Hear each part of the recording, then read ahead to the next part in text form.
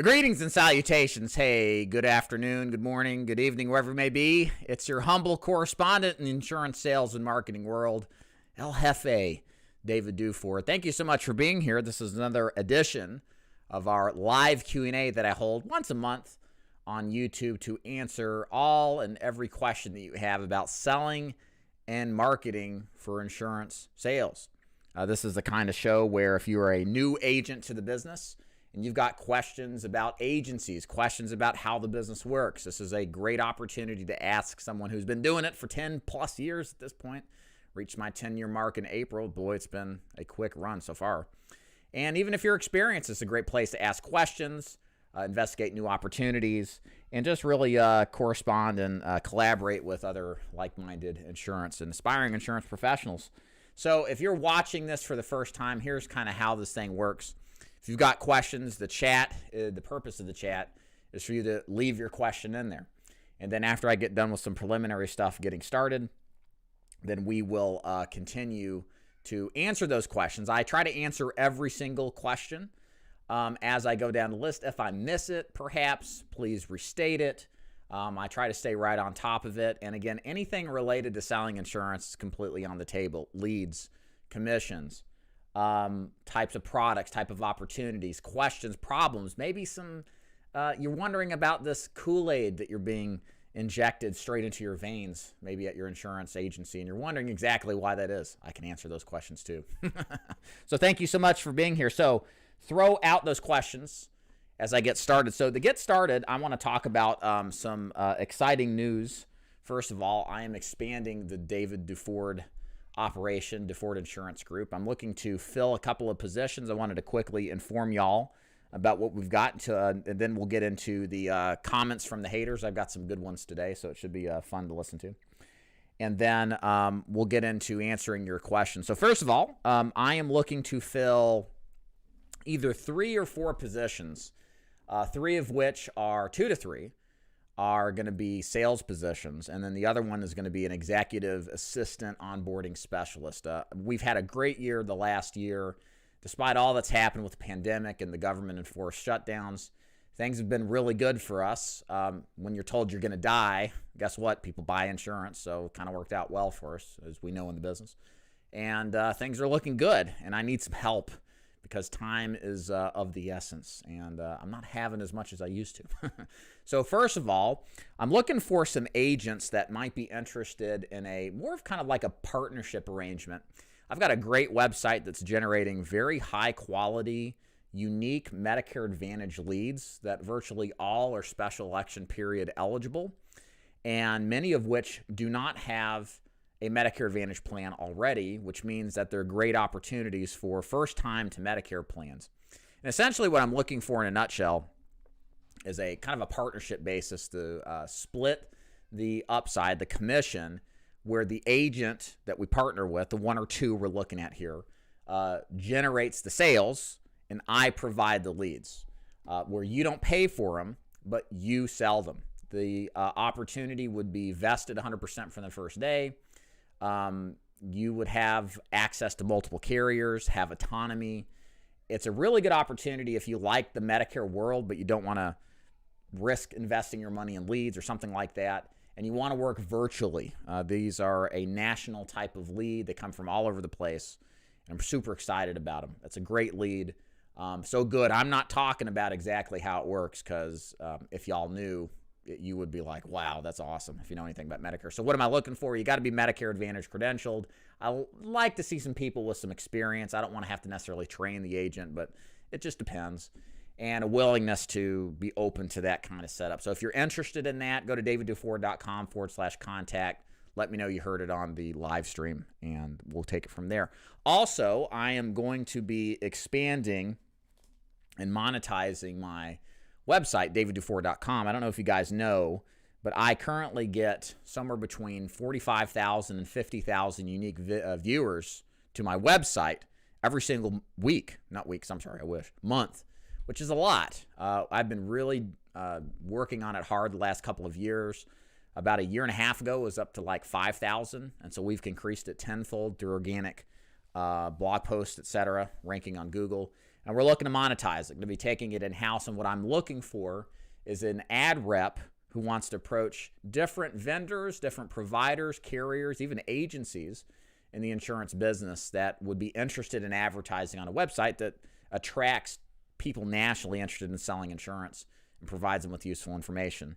So if you're interested in something like that, an ad rep, straight commission, autonomous, willing to go out there and work, I think that this kind of setup, I don't know exactly what to expect. I've never been in the ad world.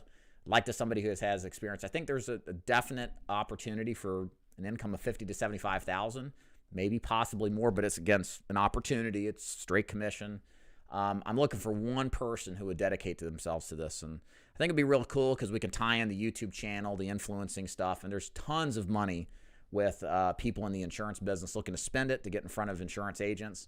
And my website does a really good job of that already. So if you're interested in that, shoot me a message, daviddufour.com/contact. Last thing here, then we'll get to the fun stuff.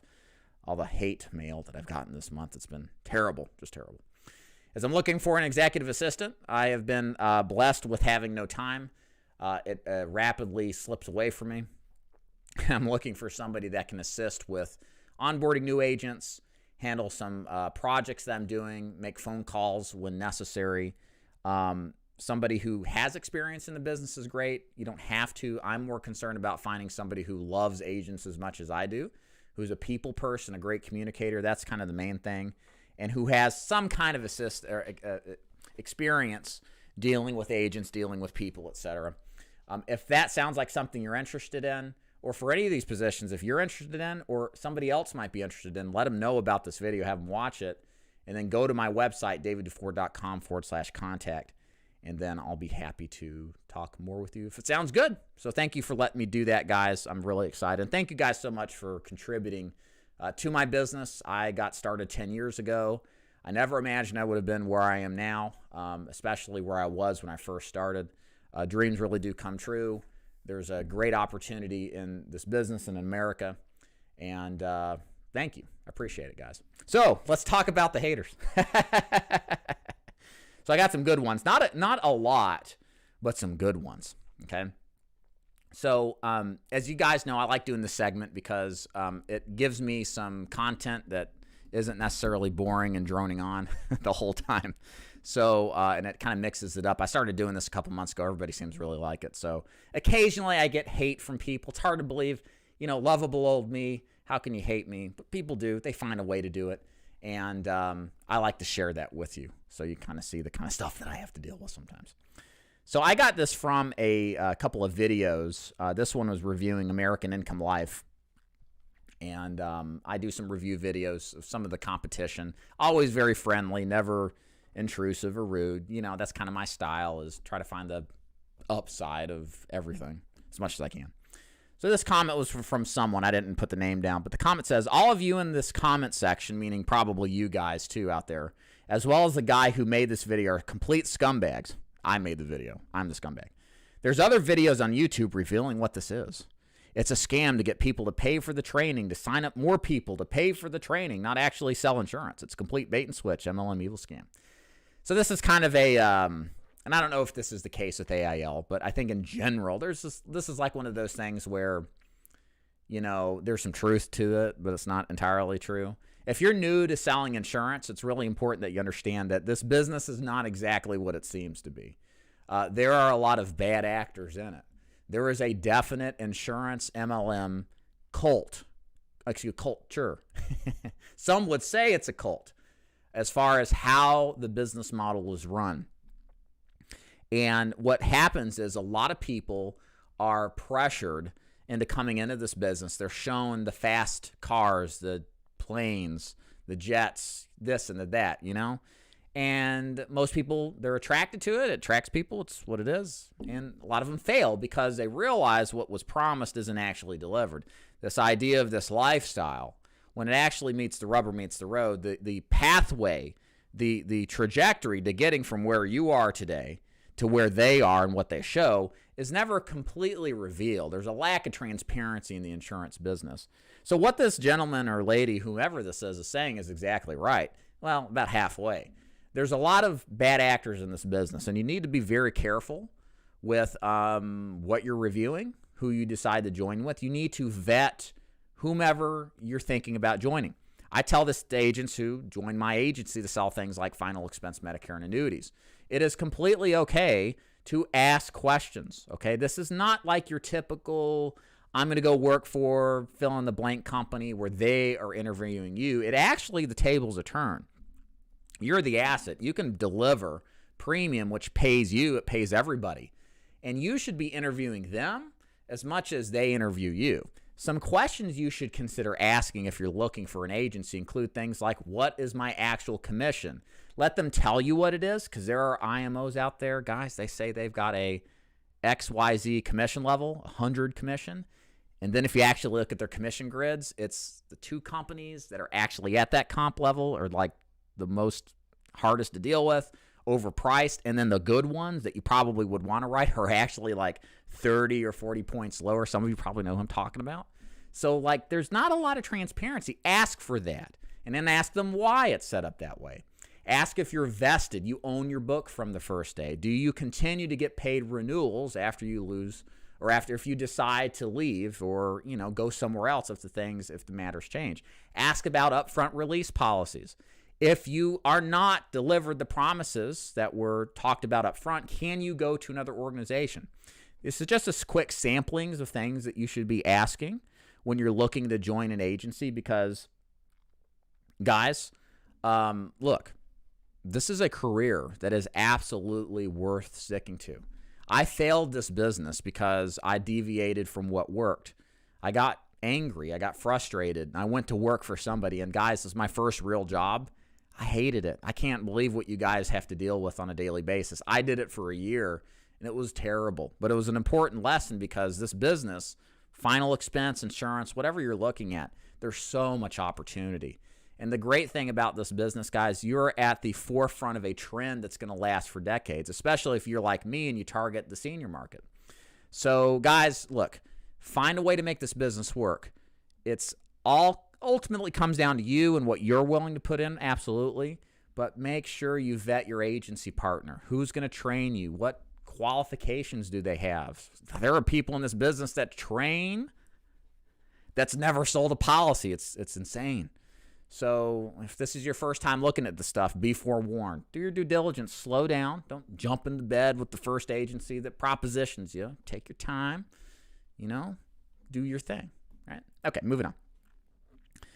I got an email here from somebody the other day on my website, daviddufour.com. They emailed me and said, I want information on becoming a State Farm agent. I don't sell for State Farm.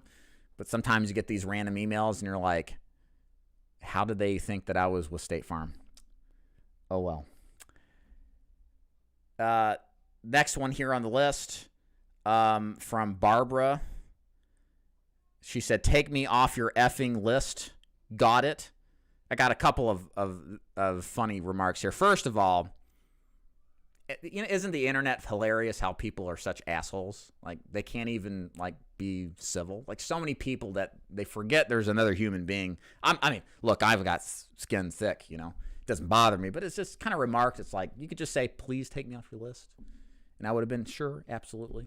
You know, it's just funny how people are like this sometimes.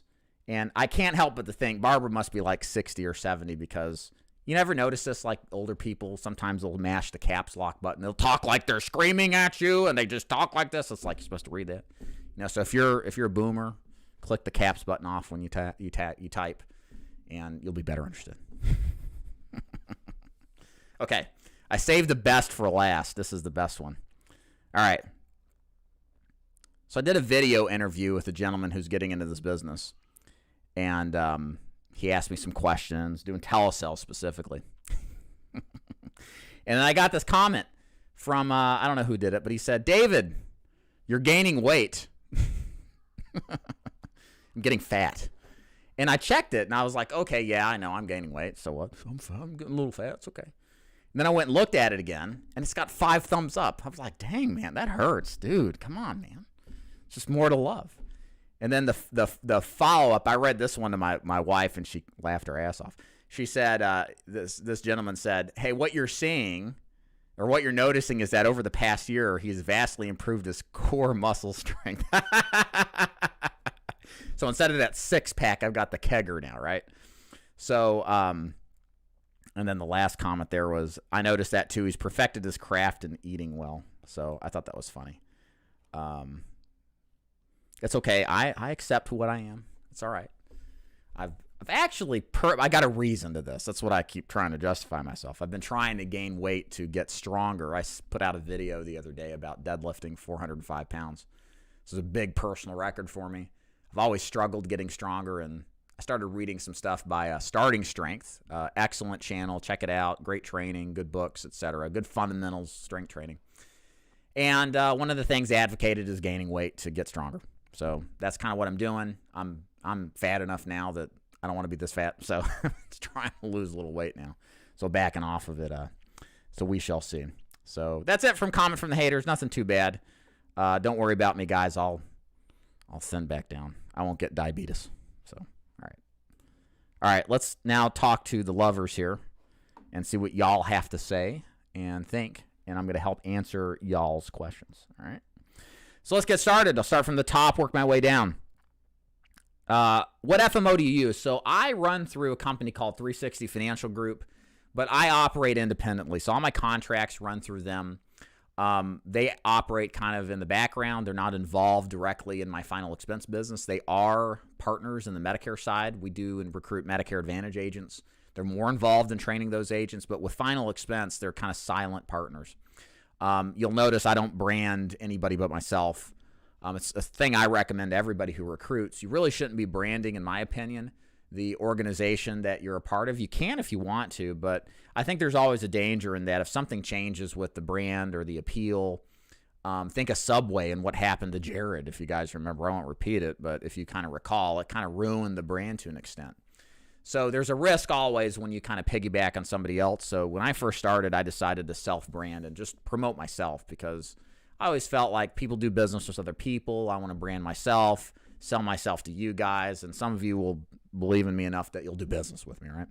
So the nice thing about what I do, my partner, Upline, has no problem with that. I run my business effectively, independently, and however I want to.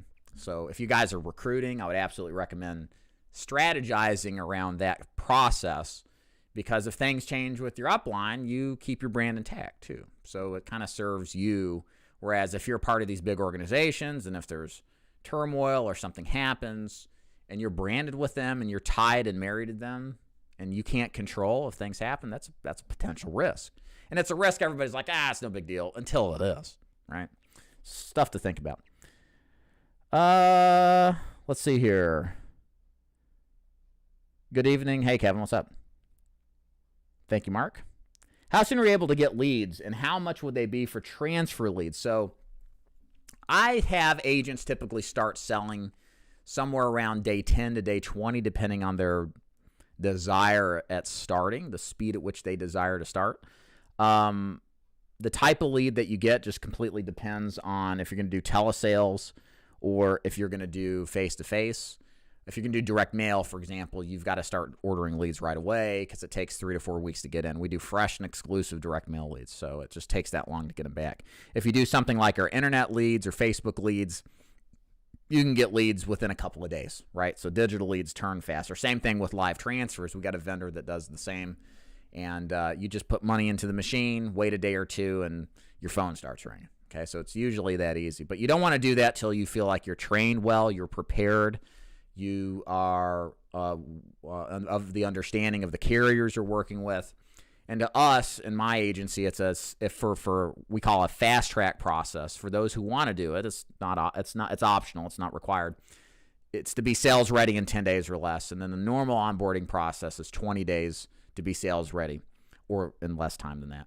And we don't want to wait too much beyond that, guys, because there's an element of this business of what you won't learn until you actually experience it in the field. Like, you can't aggressively get ready for 6 weeks and then be more ready than you were probably at 3 weeks in. There's a point where you just got to get out there and make mistakes and play the game and then get some feedback from what you did right and what you can improve, and just constantly do this cyclical process of, okay, how did it go? What can I improve? And then grow from there.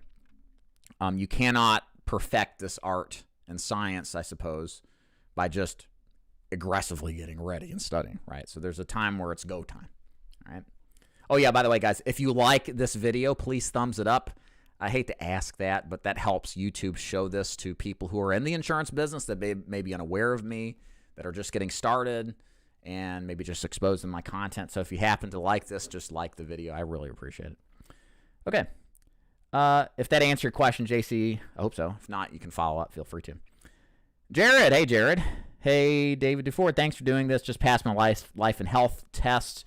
I'm specifically interested in telesales. How would you compare who is a better fit for DIG versus Jason Effie and BGA Digital? I don't really know. I mean, I think all are really good fits. I think you're just really going to have a conversation with all of them. I think there are way worse telesales options than those 2 or 3. Just have a conversation with them. You're going to find that some fit better with Jason, some fit better with me, some fit better with digital. And we're all competition in a sense to each other, but I sincerely think that they all do a really good job.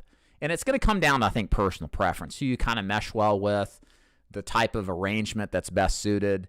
So, and it's going to be individual. So just ask, have a conversation. Go to my Q&A, ask me questions, set up a one-on-one time with me. Do the same for everybody else. I think you'll know the answer better by that point, but understand you're on the right track. There could be a lot but worse situations you can do, trust me. So keep going the way you're going, Jared.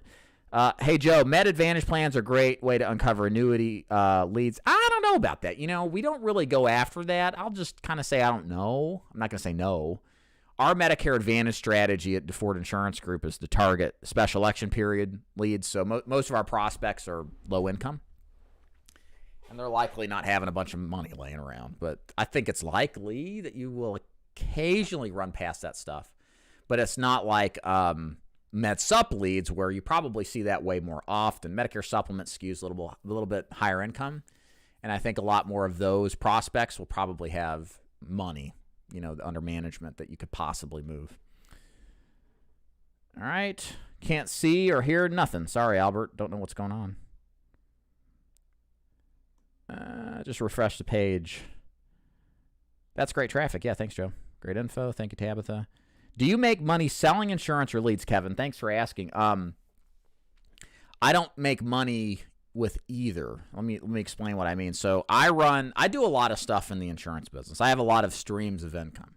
My major income producing stream of income is recruiting agents to sell for me. Okay. So I make money when an agent makes a sale. Okay. And it's really important. And I always try to explain this in my onboarding process or people who are looking to join me. And I think this is critical. There are a lot of organizations that they treat you as much of the prospect and as the customer as they treat the prospect to sell insurance to. So in other words, these large organizations look to monetize you and profit off of you, even if you don't profit from selling. I've always had a problem with this because it looks like what happens is if the agency profits without you profiting, its bias or its intentions, its goals are misaligned with yours. So the way that I do it in my business, when agents work with me, is I set it up purposely where I don't make money off of leads. I refer the lead generation out to competent professionals. I don't require agents to buy any of my training to get access to my training. So there's no money required up front. I've seen programs that require hundreds of dollars a month before they even get contracted to learn, which to me is, maybe it's good for business on paper, but I just don't like that. You're learning from somebody. Make money by proving that the concepts work, right? And I only make money when an agent actually sells something. And what that motivates me to do is what? Help that agent get out in the field and sell something, because I don't make anything. I lose money. Not lose money. I lose my time if I don't get this person to sell, right? So I'm motivated for every single agent that joins my agency to sell insurance so I can make money, right? But that equates with your goal too, right? Is you want to make money. So that's going to have an alignment in goals much better than if I was making cuts here, and here before you actually got to the sales process. Does that make sense, guys? That's a big deal to me. I always try to make that clear when I remember to in my onboarding processes, because so many organizations, they're out to make money off of you even if you don't sell, and that always muddies the water in my opinion. Residual income. Yes, for, again, I'm pretty behind on these comments, so you have to forgive me, Joe.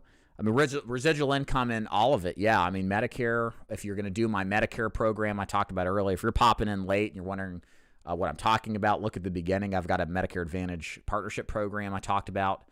Yeah, you're going to get paid first year and residual. The opportunity is the same. It's just there's going to be a difference in commission just in exchange for providing free leads. Yeah. So, and the same thing really for the digital ad rep too, is the idea behind that is to have a stream of income from advertising to manage the account, which the rep will have a part of as well.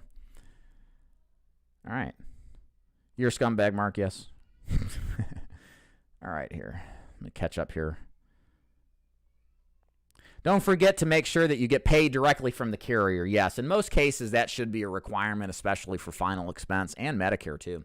You should be paid directly from the carrier, if at all possible. That just means one less person to worry about accounting and screwing up your comp pay. And likely, if somebody's in between you and the carrier cutting the checks, there's likely more stipulations involved, like what if you leave? You probably stop getting paid in most of these setups. Not all of them, but most of them. So it usually is an indicator for a lot of other problems. So if you're new, make sure you get paid from the carrier as much as possible. And if you're not, have an honest conversation why so you can understand. David does annuities. I'm sure he has a spreadsheet he can send you. How do you market annuities, Legionnaire? Hey, nice to meet you, man. Thanks for being here.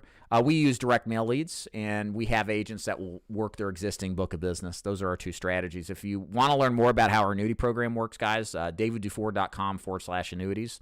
We are recruiting annuity agents. You'll learn more about how that program works there. Again, daviddufour.com/annuities. Andrew, hey, Andrew. What are your thoughts on IMOs telling agents that all leads are equal? That's bullshit. Why? Well, I mean, think about it. Is a lead that says, whoops, uh-oh. Oh my God, it cut me off. Am I here still? All right, I'm still here, right? Okay. Hold on one second, guys. Technical difficulties.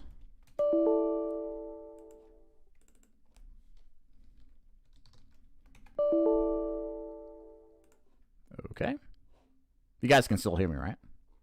I don't know what happened. All right. Crap. Hold on, guys.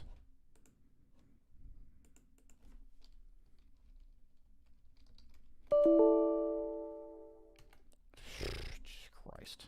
Gotta be kidding me.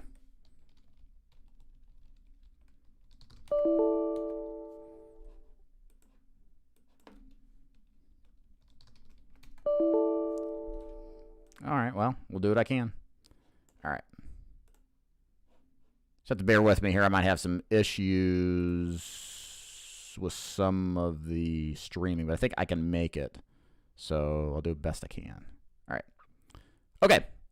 So what was the question here? Let me get back here and check it out.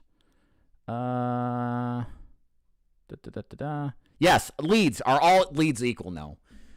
Think of a lead that's 2 years old. They've been called on a dozen times, Andrew, right? Like, is that equal to the lead that just requested information? Absolutely not. It's the lead that's best to work is the one that's freshest. It's the one that just requested the information. That doesn't mean that you can you can work leads that are aged. We sell aged leads, at least my IMO does, and I don't make money off it, like I said.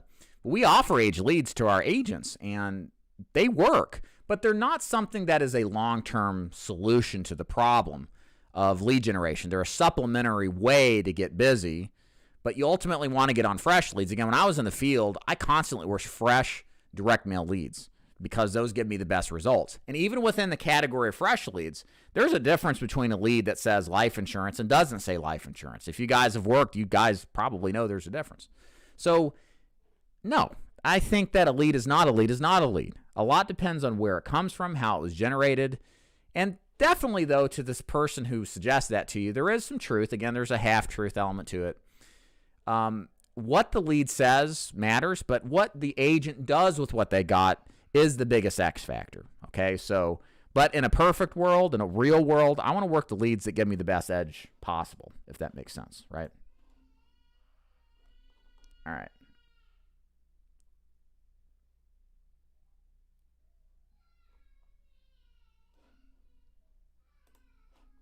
Are we still live here? You guys hear me?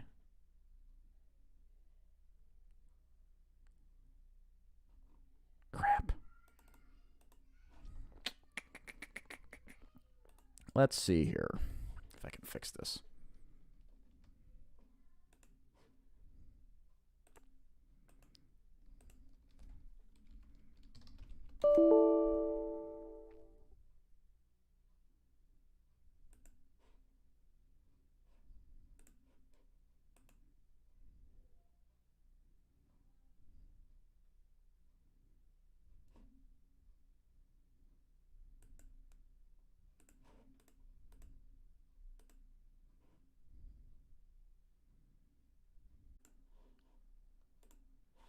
All right. I think I'm back now. Anybody can confirm that I'm back online? Sorry about that, guys. I don't know what happened. All right. Let's hope that works. Can you hear me? Can you hear me? All right.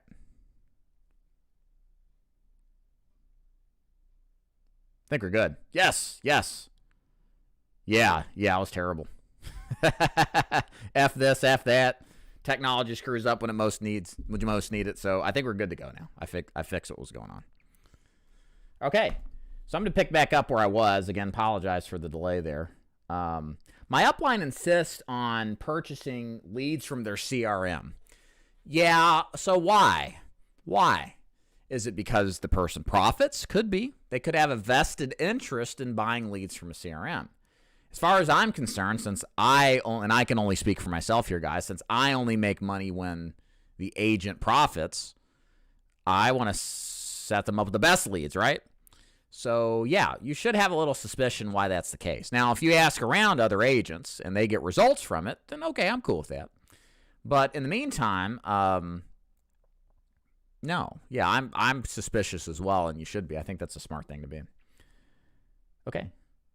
Have I ever sold commercial insurance? No, I have never have, Larry. I've had, I know a friend in the business. Actually, I had my liability with him back in personal training days, and it seemed to be an okay business, Not my cup of tea, but I really don't know a lot about it. I don't know a lot of people that really sell it. I've always heard it's really lucrative, but I don't know even, it's not like life insurance where everybody and their mother sells it, so don't know much. Almost like a white label, good idea. Letty, I'm working right now on onboarding with FFL, short on leads. Your YouTube posts are informative. I'm so glad to hear your tips. Thank you. Appreciate it, Letty. Thanks for being here. Letty, excuse me. David, on the first level of scaling with, say, 600 a week in direct mail leads, how much should someone in their first year average agent selling make in final expense? I would suggest it depends on when you start in a year. I think making $4,000 to $5,000 free and clear in advance commissions after expenses is a good place to start. Why? Because it's realistic. Most agents start with a little lower commission and then go higher once they've written some business, have some experience. I think your first full year of business after you've kind of got the kinks worked out of the system, and you say it's January 22 and you're going to go all the way to December 2022, I think your goal should be to clear $100,000. I think so. Now, some people won't, and they'll be happy. But this is a business where, with all the stuff you're going to put up with, I'd want to make six figures. A low six-figure income is a great goal, okay? So I think that's absolutely the case. Now, let's kind of expand on that further. What's the cap? What's the ceiling a final expense agent can make? To me, I think the top final expense agents are probably making $150,000 to $200,000 a year. Now, there's some that have exceptional years where they make $250,000, but it's very hard to sustain a pace working 40, 50 appointments a week to sustain that kind of conversion ratio, because it's hard work.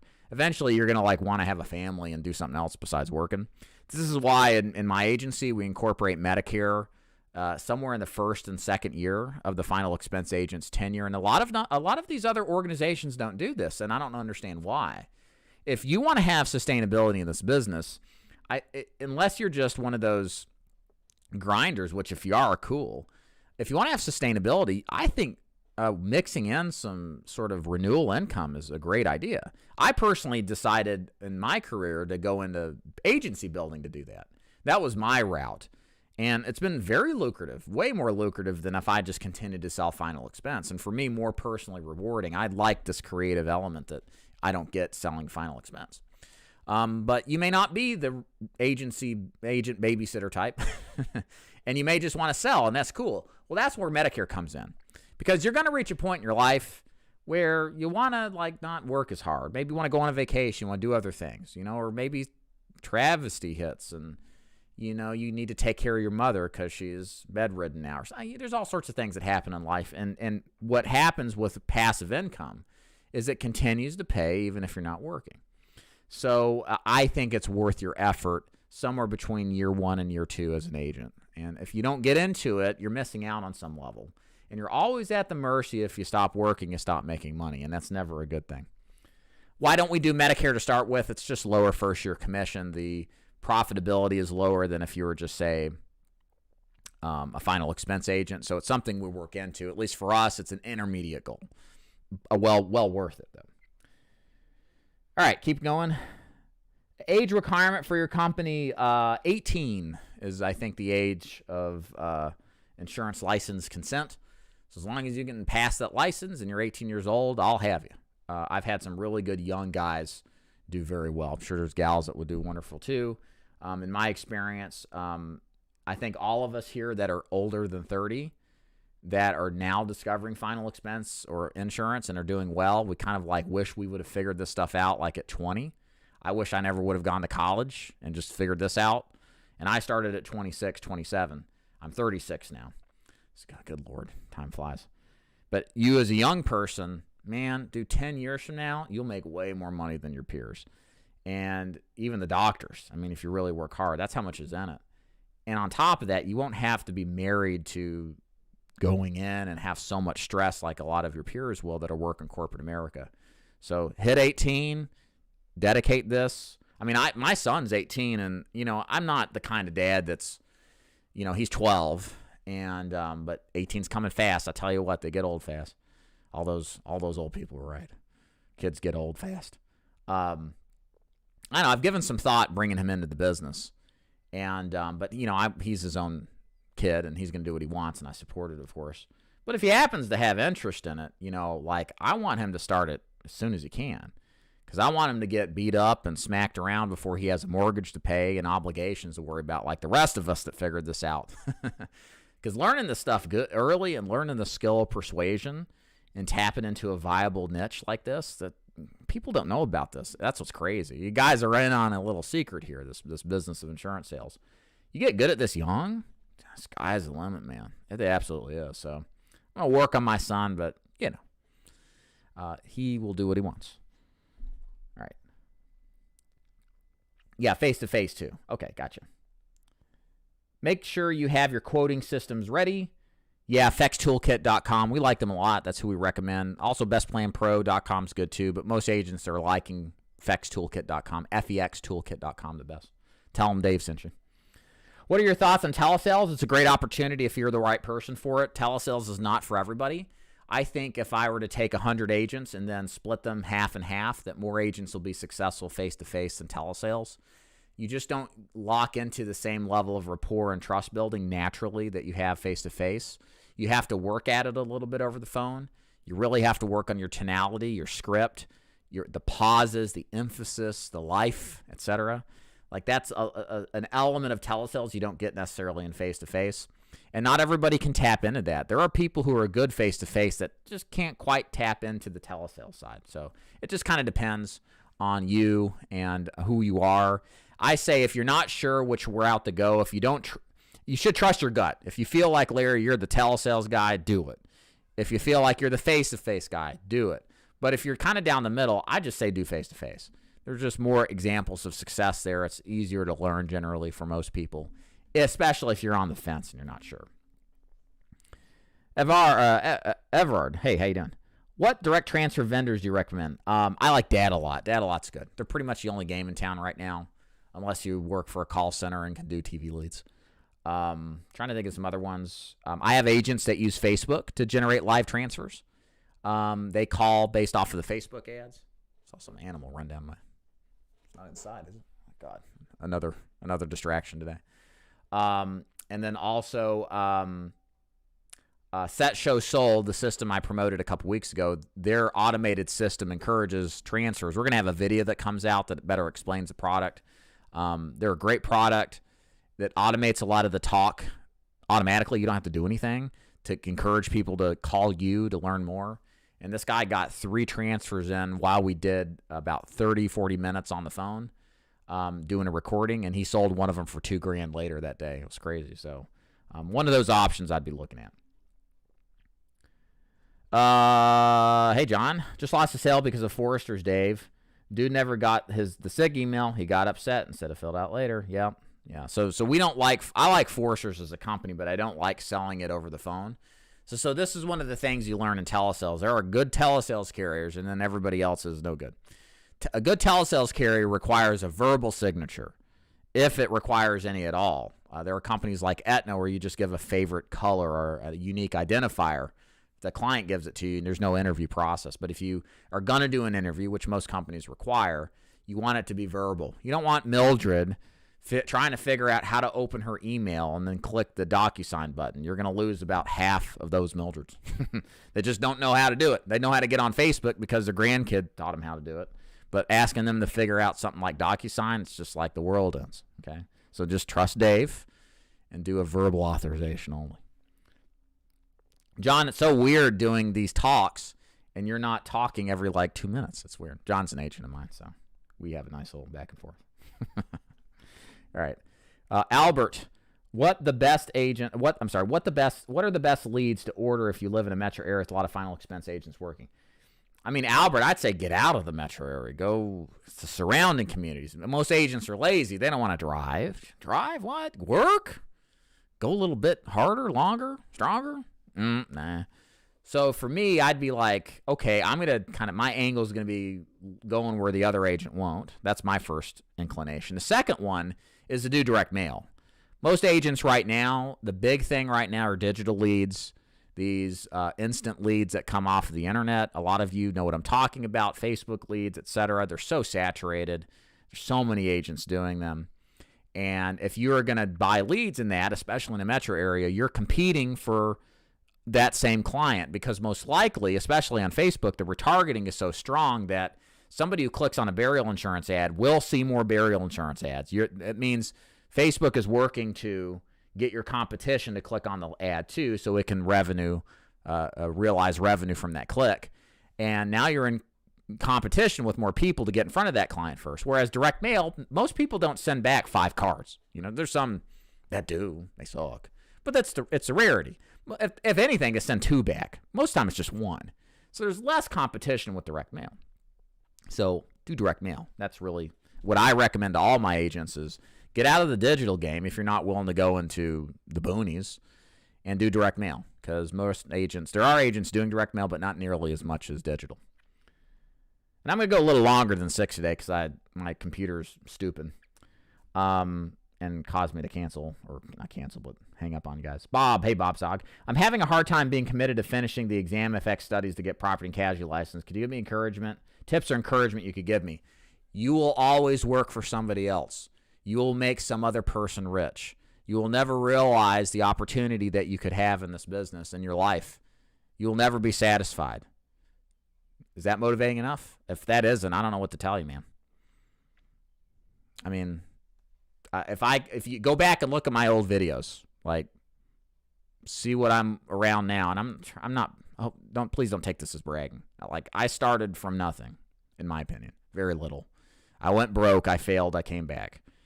It was absolutely worth it, and I couldn't imagine. I've looked at some people I worked with at the company that I spent a year at after I failed. They're doing the same thing.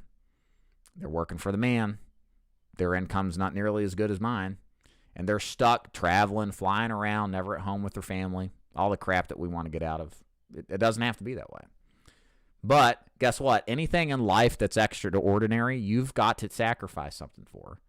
I don't like this stuff about not working hard or working smart. That's all BS. You have to work hard. You have to sacrifice. You have to pay prices to do anything extraordinary in life. And I'm sorry, there's just every person who's been successful on the face of the planet in most circumstances had to pay a huge price. And sometimes it was a price they could never reconcile. Some people lose families over it. I'm not saying you have to, but there's a big price a lot of the times. And I don't think you have to go that far, but you have to give up something and for a while. And that's doing things like a test you don't want to take. That's the least of it. It just gets worse, you know. So, yeah, I wish I could have a little more happier talk, but, you know, you want to be motivated. So there we go. All right. Thanks for asking that, too. I appreciate your honesty.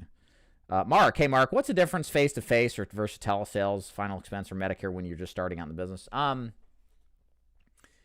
think I covered that. If you want me to cover it a little bit more in detail, I mean, the big thing to me is that you're going to convert, on average, this depends. I just think that the agent face-to-face has an easier time, frankly.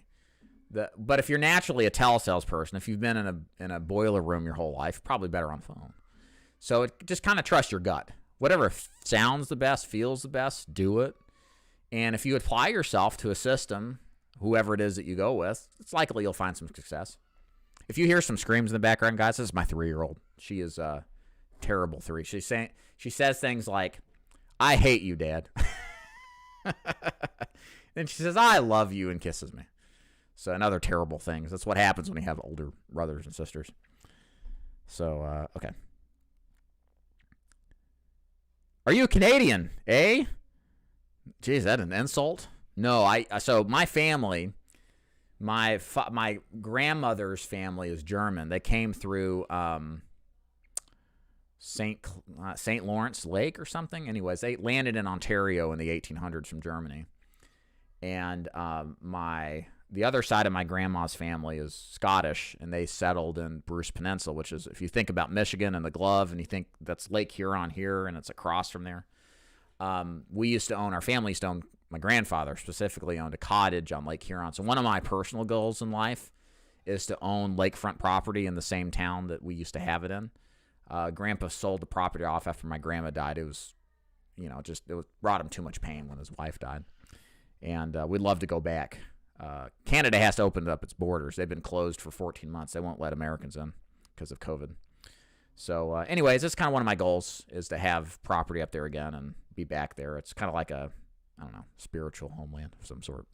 So I fly the Canadian flag to remind myself of what I'm working towards. American flag's behind me, in case you're a little worried. Joe, hey, Dave, you guys are still my favorite because you give us all education free, and when you pay, the sales training is amazing. Thank you. Appreciate it. Is Justin Brock under you, or did you just... I just interviewed him. Yeah, he's got his own thing going. He's out of Mississippi. He does Medicare, as you guys probably know. Dave, that's having a great heart. Thank you. David, when do you plan to retire from the insurance business? My dad retired. I had an interesting podcast today. I won't get too granular about it, and I won't tell you my life story here, but my dad and mom divorced when I was 3, and I had this interesting upbringing. I didn't really know my dad. He more or less abandoned me, and I grew up with my mom. And my mom, I think of myself as a working class guy. My mom's a nurse. She worked nights, 12-hour shifts, kidneys, nephrology. It was me and my brother. My brother had a different dad. He's a little younger than me. And I grew up in just a lower middle class working neighborhood, right? But my dad came back into my life in my teenage years, and he was fabulously wealthy. He had built his own business called Dukem. He had 2 plants, one in California, the other in Georgia. They manufactured sanitization chemicals to sanitize like poultry kill farms. Like slaughterhouses, that kind of thing. Pilgrim's Pride, Conagra, that kind of stuff. Well, Dad sold out, and I have somewhere I'm going with this. He sold out the Ecolab in 2006 for, I don't know how much. I never asked him. It's not my business anyway. But he retired at like 48. So my goal is to beat Dad. That's the one thing I want to do in life, is beat my dad. So I kind of have a goal maybe to retire then. I don't know. This business is so good, and it's not stressful, and it just keeps getting better. It's like, why walk away from a good thing? So I don't know. It's something I'm starting to think about because I'm getting old. I'm rounding up to 40 now. I got to start thinking seriously, so I don't know. Good question. Hey, would you advise a brand new agent to sell only Advantage or subs too? I would advise you, if you're going to do Medicare, do both. If you're asking me what should you do, if you're a brand new agent to final expense, don't do anything other than final expense. You should focus on one product. You see, this business is more complicated than it looks. I'm a master at making the complex seem simple, which that's kind of our goal anyways, trainers, right, is to make something that's difficult easy to digest and understand. But when you go out and do it, it's going to be way more overwhelming and serious and daunting than you ever thought it was. And by having additional products in the mix, it's going to increase the complexity. So I say don't do anything other than the one product you're thinking of.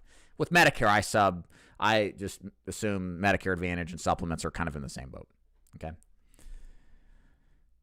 Is your Medicare program more geared towards Advantage? Yes, it is an absolute Medicare Advantage program. That's what we're focusing on more than anything. And supplements are great too, but a lot of our agents coming into Medicare are coming from final expense, and 80% of their clients are Advantage holders, so it's a natural cross-sell. It's more easy to teach a new agent Medicare Advantage and supplements because they can just go back to those old clients. They already know and understand how those Medicare final expense clients work and think, so it's an easier transition.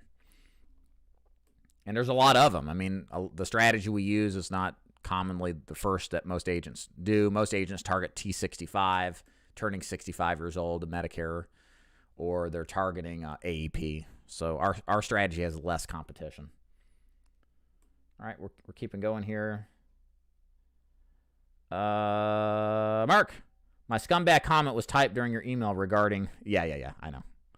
No problem. David, do we separate a 1099 from each? Yes. You'll get like 50 million 1099s from each company.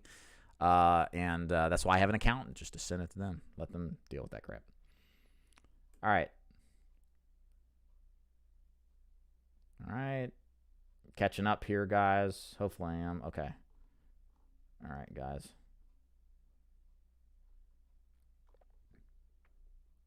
Hold on. You hear the youngest one crying. Hey, Jason, what's up, man? Is it worth it to try to sell final expense in New York, or should you instead focus on doing it outside of New York? Get out of New York. Escape from New York, final expense edition. I don't endorse selling in New York. The DOI, insurance is regulated at the state level, okay? And so what happens is that each state has its own set of rules. Now, most states have similar rules, but New York's always been an outlier. There's a limit of options for carriers, and the commissions paid are much less than what you would find elsewhere, significantly less. I just don't think it's smart. You're just going to reduce your profitability. I would say just do telesales instead, or drive to Jersey or PA or any other of those states up there. Just don't sell in New York. It's kind of how we look at it. So, no, I don't think it's worth it. Jared, for business name during client interaction, hey, Jay, it's from blah, blah. Is he answered the FMO, or do you create a DBA? I don't like using the generic names that aren't real. I just say, hey, it's David Duford. I'm calling you about that card you requested information on our new final expense program. The reason I'm calling, it's my job to deliver the information to you. All I need is 5 minutes to show you how it works, and wanted to stop by at 10, or does 2 work better? I don't have a company name. A lot of the old scripts used to say senior benefits and all this stuff, and it's deceptive. I don't use it. Unless your company actually is named Senior Benefits of Tennessee or something. Then it's okay.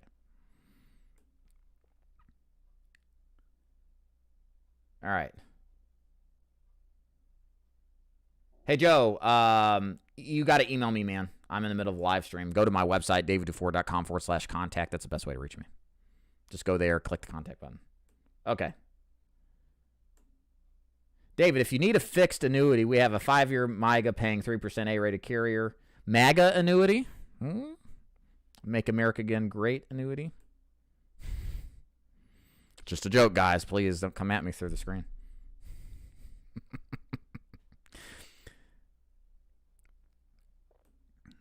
Okay. Everyone in the insurance forum said I was nuts to think I can make money selling Medicare. You're crazy to think you can sell Medicare over the phone. Yeah, there's people who do. We've got some agents doing Medicare over the phone. That's very doable. Old head Dave, LL. If you're selling final expense or Medicare over the phone, what is the difference in the leads you need? And also, how many states should you start off with? It depends on the kind of lead you get. If you do a live transfer lead, you're going to need a lot of states. If you're doing direct mail or a digital lead, likely your state alone is fine. So it just depends on your marketing strategy. Yeah, that's pretty much the answer. It's a long shot if he signs it later, which he said he would. Shot. John J., it's all over the connection. Lost 5 times a day. David sure is speaking the truth. Thank you. You have to do the work. I've been doing this 20 years. It's worth it. Mark, the harder they have to work to fill out, the less they will send it in. Clicking on Facebook ads is easy. Direct mail. Yeah, that's very true. And I talk about this is when you make it easy, it's not that this means that one is better than another. It just means that if you're going to do a digital ad, that you're probably going to have to make up in the easy come, easy go nature of it with some sort of volume. So I got a couple of agents that write $7,000 to $10,000 in final expense. They use, they do their own Facebook marketing, but they each generate 100 to 130 leads weekly. Okay. They've got a sophisticated system that sets it up at an affordable rate. I think they're paying $8 to $10 a lead. They write a lot of business, but they're not writing 20% of it by a long shot. They're writing a minority of it, but they make up for that minority conversion rate by simply buying a lot of leads or bidding and generating a lot of leads. So the answer to me is if you're going to do digital on any basis on it even applies to face-to-face, but certainly telesales, you got to go big. You can't just buy 20, 30 leads a week. And I was talking to an agent who's listening, will remain nameless, somebody who's made a couple comments so far. Kind of complaining, these leads, they're terrible, and they're this and that, and I'm picking the phone up and this and that. And I said, well, how many leads you get? I got 2 or 3. Well, yeah, okay, well, no wonder. You're not buying enough. You got to do more. So you got to ask yourself, not just what leads should I get, but how many should I get to maximize my opportunity? There's a very important saying in this business I think you need to remember, and it's this. The worst problem in the world to have is what? Nobody to talk to, nobody to sell insurance to, no leads to sell insurance to, right? Well, inversely, what's the best opportunity? Too many people to talk to. You just don't have enough time to get to all the people that are banging your door down to buy a policy from you. Wouldn't it be better to have that problem instead of the first problem? I think so. There's safety in numbers. There's strength in numbers. And one of the elements of successful agents is that they buy a good volume of leads. It might not be 100 plus. It depends, again, on the lead source, but their pipelines are full. And what happens is psychologically, when your pipeline of leads are full to the point of you're not being able to get to everybody, you stop caring about so much about each lead. I have a friend in the business named Lewis, and he used to call them China eggs. Old saying from the 70s, like, that egg's so special, it's going to hatch, and I'm just going to wait on it. Everything depends on this one thing. If you do away with that opinion and you commit to a volume approach to this business, the stress level drops because you know you're going to sell something when you've got that many leads, right? And I think you're more effective for it. So volume is king, especially with digital leads on the telesale side, but it's really true as a principle for most agents. Most agents aren't going to sell half their leads. They're going to sell something much less than that. Okay. All right. How we doing here on time? Again, I'm going to go long here. All right.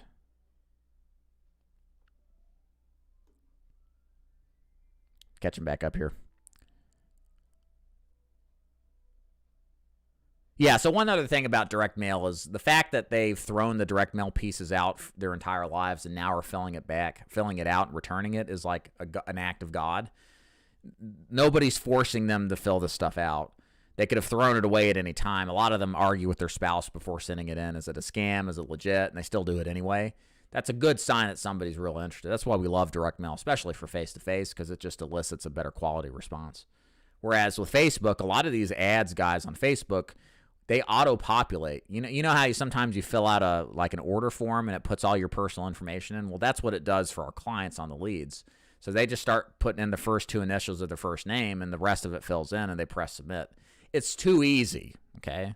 Now, you can get sent to a landing page and have some questions asked. That helps. It actually does for like a funneled version of Facebook ads. But still, you got to make up for that ease of request with volume. That's what it comes down to. Garcia or Gerardo, hey, what's up? How would you plan if I wanted to work out of town once in a while? Vacation, change area. Yeah, it just depends. So that's cool, though. I mean, if you're doing direct mail, drop mail about 4 or 5 weeks out from when you plan to be there, preferably 5 weeks out. If you do digital leads, just place an order there a couple of days before and have at it. I mean, it's actually really, I remember thinking a long time ago, if I didn't have kids and a wife and was just bored with myself, I'd go do some sort of silly blog post thing where I'd go sell in every state of America. I was on the ground, face to face, some kind of stuff you think about when you're bored and young, just to see everything, right? So yeah, but you could absolutely do that. It's easy. People are people. People need this stuff everywhere. It's just something you can definitely do. All right. What's the best direct mail lead? Works best in a rural area? Preferably one that says life insurance. Doesn't have to. It's the one they respond to. A fixed price one would be really good. Some people like the Walmart gift card inclusion on the lead. Send us back for free gift card to Walmart. Others don't. I'd never minded it. I thought it was pretty good. But something like that's good. Just if you can get life insurance on it, that's all the better. Hey, Jordan, what's up? I work with Physicians Mutual, and I'm wondering if the comp structure is good for starting agent. Medicare Sup, 11-month advance of 25% for open enrollment, 15.5. Are you paid 25%, or is the advance 25%?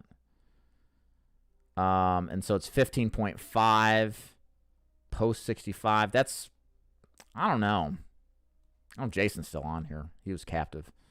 Probably give us some insight. But, yeah. I don't know. I guess it just depends. I'm not really familiar. You should be paid as an independent agent 20%-ish, give or take, depending on the carrier. Years 1 through 6 in most states. That's good for Medicare supplements. And that's turning 65, AEP, at any age, after 65 or after. Okay, well, there's your second part. Year 2nd through 6 cut in half. That's terrible. Yeah, that is certifiably bad. Thanks for clarifying. Wesley, hey Dave, new agent with you here. Thanks, Wes. Is there a direct link for leads on your site? Yes. If you go to the training website, email me if you don't know what it is, and then look in the menu for leads. Click that. You'll be there. Shoot me a message. I'll send it directly just in case. Chris, is selling final expense over the phone easy or simple, or what is your opinion? Is FE easier than selling Medicare? I think I answered that. If I didn't, just restate it. I kind of addressed it a few times. Always talking to me in science, LLL. Yeah, it is. It is weird you're not talking. Is selling final expense over the phone? Okay, same thing. You're welcome, Gerardo. I can purchase leads from Senior Life Insurance Company. I believe these leads should be more qualified for the price I pay. Will Set Show Sold system help if these leads are FE? I mean, possibly. I think so. I can't attest to the quality of Senior Life leads. Again, it just depends. I don't think there's some magical lead out there that's way better than anybody else's. You are the biggest. There are leads that are better, but there's not that one lead that's just so uber powerful that you don't know about, and it's just killing it, that some company offers. Probably the closest thing, the best lead is probably beyond a referral, is going to be like an organic SEO lead that is that messages and says, I'm ready to buy. Like, that's probably the best you're going to get, but that's not available to any of us who are just buying leads. So, I mean, I would just look at their leads as just any other lead, and yeah, sure, I think Set Show Sold could help. Yeah, there you go, Jason. Good point there. Not so. Yeah, Jordan. The more importantly, like what Jason said, is look at the vesting schedule. Do you own your book of business? That's a big thing, okay? It's not just comp. It's, do you keep what you write? And that probably isn't the case. A lot of these companies, vesting is Uber is driven. Yes, I know. It used to be something else back in the day, just 10 years ago. There are companies out there that will not vest you for 10 years fully. 2 years, 3 years. Investing means own your book of business. And again, especially in Medicare, you want to own your book of business. Why? Because the money is made not on the first year, but the renewal income. So we're chipping away at the physician's mutual opportunity, figuratively speaking, as we talk. So it's right for some people, I'm sure. But, if we look at compensation, can you do better? I mean, I can't help it, but I'm an independent person, and I support it. Hey, Jordan. Thank you, Dave. My long-term goal is being independent, but captive isn't a bad start, especially since they give us free leads through Salesforce. Yeah, sure. Learn your craft and go indie. Completely fine. A lot of people have done that. Any last questions before we wrap this up? I'm hungry. Go eat. Sorry about the crash earlier, guys. Appreciate your patience. Working through that terrible thing. Happens sometimes. Get the metaphor. What metaphor are you talking about? Don't forget E&O insurance. They do after year 6 is 3%. Yeah, okay. Cool. All right, ladies and gentlemen, if you want to learn more about joining DuFord Insurance Group, go to davidduford.com/FAQ. You can learn more about how we help agents, new and experienced, sell final expense Medicare and annuities, both face-to-face and over the phone. Please like this video if you happen to enjoy it, even with the little screw up in the middle. So that way other agents out there like you can get the truth brought to them, to get some perspective that they may not be getting between their Kool-Aid drinking sessions. So thank you so much for being here. Appreciate y'all's time. And y'all have a good day. See you around.